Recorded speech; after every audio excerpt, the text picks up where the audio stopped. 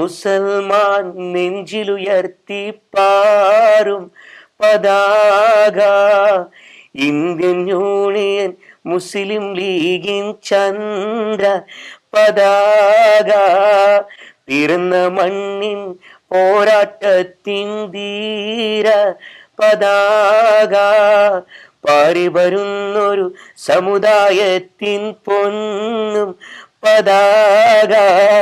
ഇതാണ് Indian union മുസ്ലിം ലീഗിന്റെ, അതായത് മുസ്ലിം ലീഗിന്റെ വേദികളിൽ ജംഷീർ കഞ്ഞിക്കരയുടെ ഗാനമേള ഉണ്ടെന്ന് പറയുമ്പോൾ ആളുകൾ തടിച്ചു കൂടും.